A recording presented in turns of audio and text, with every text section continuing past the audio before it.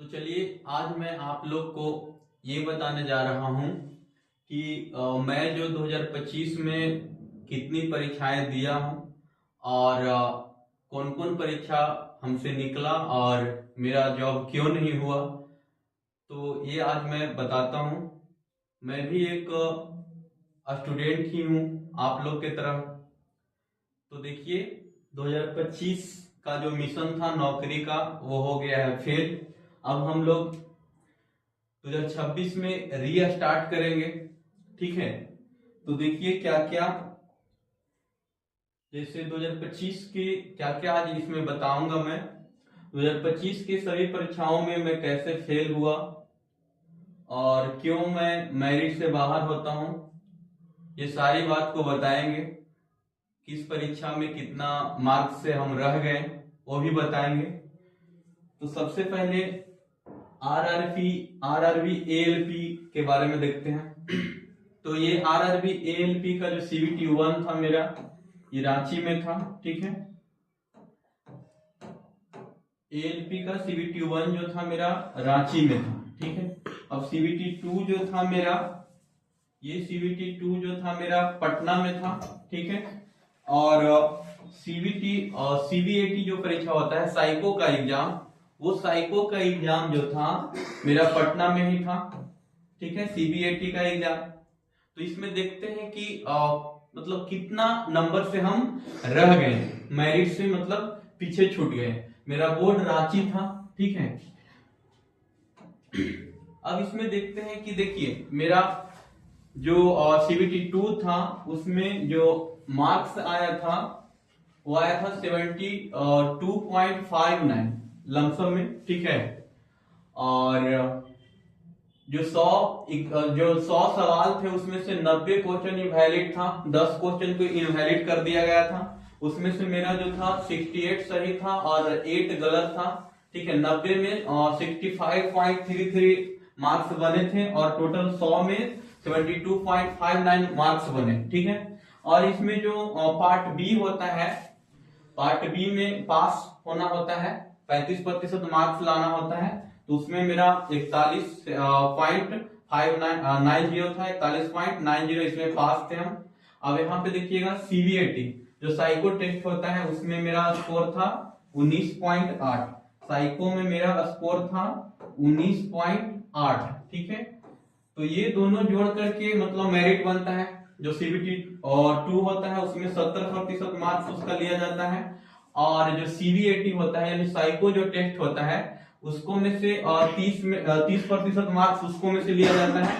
तो 30% में से मतलब 30 नंबर में से 19.8 मार्क्स इसमें आया। और अगर हम इसका 72.59 का 70% करते हैं तो कितना हो जाएगा, लगभग में 50.82। और सीबीएटी जो साइको था उसमें 19.8 मार्क्स, यानी अगर जोड़ देते हैं तो कितना आ जाएगा 70.62। और ओबीसी के कट ऑफ गया था 70.84। ठीक है, ओबीसी के कट ऑफ जो था 70.84 था रांची बोर्ड के लिए, जो मेरिट जिसको पर बना था। तो यहां से देख सकते हैं कि 0.22 मार्क्स से मतलब मेरिट नहीं हुआ। एएलपी में मेरा जो ड्राइवर का था उसमें नहीं हुआ। अब चलिए दूसरा एग्जाम को देखते हैं। अब देखते हैं आरआरबी और जेई, जो कि हम केमिस्ट्री ऑनर्स से थे तो उस पे हम फॉर्म भरे थे। मेरा बोर्ड था मुंबई, और मुंबई में लगभग 10 सीट था ओबीसी के, लगभग 10, पूरी एग्जैक्ट याद नहीं है, लगभग 10 ही सीट था ओबीसी के। ठीक है, उसमें मेरा जो सीबीटी 1 हुआ था ये हुआ था वाराणसी में। ठीक है, और सीबीटी 2 जो मेरा हुआ था ये हुआ था पटना में। ठीक है, तो सीबीटी 1 और सीबीटी 2 के बाद इसमें क्या होता है, मेरिट इंडेक्स बनता है। तो इसमें भी मेरा मेरिट इंडेक्स कुछ नंबरों से रह गया था, तो ये भी हो गया, मतलब इसमें भी मेरा नौकरी नहीं हुआ। चलिए नेक्स्ट एग्जाम को देखते हैं। नेक्स्ट एग्जाम है NTPC graduate level. NTPC graduate level, ये जो मेरा सीबीटी 1 जो हुआ था ये हुआ था पटना में ही हुआ था सीबीटी 1। ठीक है, और देखते हैं सीबीटी 2 जो हुआ था इसका ग्रेजुएट लेवल का सीबीटी 2 भी हुआ था पटना में ही। ठीक है, पटना में ही हुआ था सीबीटी 2। तो इसमें तो मेरा इतना खराब चला गया कि मतलब सीबीटी 2 भी नहीं हुआ ना, टाइपिंग के लिए हम चुने गए ना सीबीएटी यानी साइको के लिए चुने गए, मतलब बहुत खराब ही चला गया था ये वाला पेपर। चलते हैं अगला एग्जाम को देखते हैं। तो ई वाला भी मतलब एनटीपीसी का जो ग्रेजुएट लेवल का एग्जाम था उसमें भी मेरा सिलेक्शन नहीं हुआ, जिसमें स्टेशन मास्टर और गुड्स गार्ड के लिए, और इसका बोर्ड मेरा था भुवनेश्वर, वहां पे गुड्स गार्ड का सीट बहुत ज्यादा था तो गुड्स गार्ड के लिए हम भरे थे, तो इसमें भी मेरा नहीं हुआ। चलिए नेक्स्ट एग्जाम जो है वो है और एनटीपीसी अंडर ग्रेजुएट में मेरा सीबीटी 1 जो था वाराणसी में था, ठीक है। सीबीटी 1 जो था वाराणसी में था अंडर ग्रेजुएट का, और सीबीटी 2 देखते हैं, ये मेरा बोर्ड था बिलासपुर, ठीक है। बोर्ड कहाँ था? बिलासपुर, और सेंटर गया था वाराणसी, ठीक है। और इसी का जो सीबीटी 2 था इसका सेंटर था पटना में, जो कि अभी 20 दिसंबर को हुआ है, और इसका आंसर की आ गया है, और आंसर की में लगभग मेरा 70% मार्क्स बन रहे हैं, ठीक है। 70% मार्क्स बन रहे हैं, यानी कहने का मतलब कि बाउंड्री पर है। इसमें भी मतलब होता है या ना होता है, अब तो रिजल्ट के बाद ही देखा जाएगा। तो ये भी मतलब अभी रिजल्ट आने देते हैं और इसको मतलब फिर देखते हैं, अगर होता है तो सही है, लेकिन सीट बहुत कम ही है तो कट ऑफ ज्यादा जाने का चांस है। चलिए नेक्स्ट एग्जाम को देखते हैं। नेक्स्ट एग्जाम है डीएफसीसीआईएल एमटीएस का जो मेरा पीटी हुआ था ये पटना में ही हुआ था, ठीक है। और इसका जो मेंस हुआ था वो हुआ था पश्चिम बंगाल में, वेस्ट बंगाल में मेरा मेंस हुआ था। इसका भी सीबीटी 2 का एग्जाम हुआ है अभी हाल फिलहाल में ही, और 13 दिसंबर को हुआ है, और इसका भी आंसर की आ गया है। इसमें 65% मार्क्स बन रहे हैं, तो इसमें भी बाउंड्री पर है, तो इसमें भी कहा नहीं जा सकता है कि होगा कि नहीं होगा, तो रिजल्ट आने के बाद ही पता चलेगा कि होगा या नहीं होगा, ठीक है। इसमें भी 120 क्वेश्चन था, और अंडर ग्रेजुएट वाला में भी 120 क्वेश्चन, तो परसेंटेज उसमें 70% मार्क्स आ रहा है और इसमें 65% मार्क्स आ रहा है। तो देखते हैं रिजल्ट के बाद, अगर होता है तो सही है। इसमें दौड़ भी है, तो हो सकता है कि दौड़ के लिए क्वालिफाई हो जाए, लेकिन मेरिट के लिए थोड़ा सा दिक्कत हो सकता है। चलिए तो ऐसा क्यों हो रहा है वो देखते हैं कि ऐसा काहे आखिर हो रहा है। पहली बात तो ये होता है कि सारे लोग लमसम में सीबीटी सोचते हैं कि सीबीटी 1 होने के बाद हम सीबीटी 2 की तैयारी करेंगे, तो ये गलत बात है। अगर सीबीटी 1 होने के बाद सीबीटी 2 तैयारी कीजिएगा तो थोड़ा सा प्रॉब्लम होता है, जैसे मेरा प्रॉब्लम हुआ 2025 में, सारा एग्जाम सीबीटी 2 तक पहुंचे हैं, ठीक है।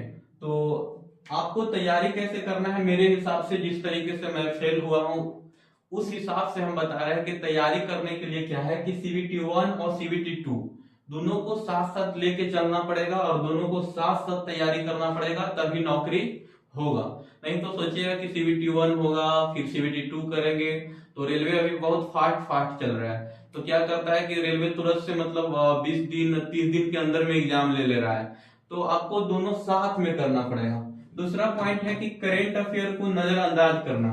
अगर आप करेंट अफेयर को नजरअंदाज कीजिएगा तो भी मतलब नौकरी का चांस अब कम जाएगा, क्योंकि जो भी पेपर अभी हो रहे हैं उसमें करेंट अफेयर का मतलब क्वेश्चन बहुत मतलब ज्यादा ही आ रहा है, मतलब 10-20 तक पहुंच रहा है। अभी ग्रुप डी के एग्जाम में 20 क्वेश्चन जो जीके का होता है वो सारा का सारा करेंट अफेयर ही आ रहा है, तो करेंट अफेयर को आप नजरअंदाज नहीं कर सकते हैं। अगर करेंट अफेयर को नजरअंदाज कीजिएगा तो नौकरी जो है बहुत कम ही चांस है कि होने का मतलब होगा।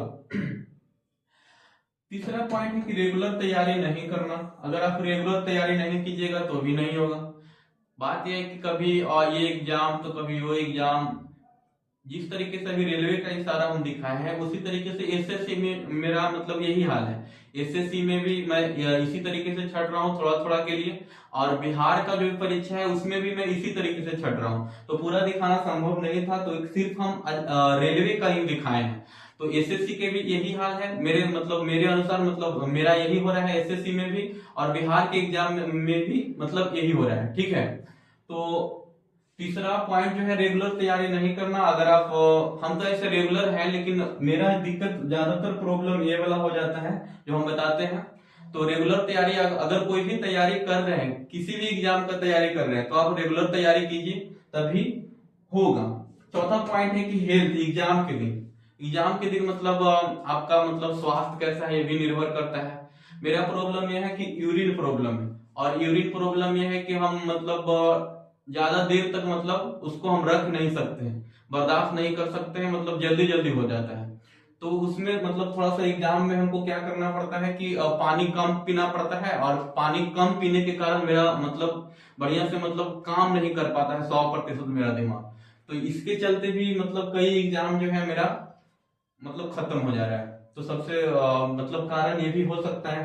और आप कह सकते हैं कि किस्मत का, तो किस्मत का मतलब हम नहीं ले सकते हैं। यहाँ पे जो मेहनत करेगा उसको होगा ही होगा, किस्मत का कोई भरोसा मतलब हम नहीं करते हैं। बाकी आप लोग को अगर करना है किस्मत पर भरोसा तो कर सकते हैं, बाकी मेरे तरफ से किस्मत पर कोई लेके नहीं चलना है। जो भी यहाँ होगा मेहनत से होगा। तो कोई बात नहीं, हम लोग 2025 का जो भी था वो खत्म करते हैं, 2025 में जो भी हुआ सब छोड़ देते हैं, लेकिन 2026 में फिर से हम रीस्टार्ट करते हैं, और इस बार हम दोगुना मेहनत करते हैं। हम भी मतलब आप ही लोग की तरह है, तो आप लोग हम लोग सब मिल करके इस बार मेहनत करते हैं और 2026 को पार नहीं होने देते हैं। ठीक है, तो 2026 में ये आशा करते हैं कि हम सभी को मतलब मंजिल मिल जाए।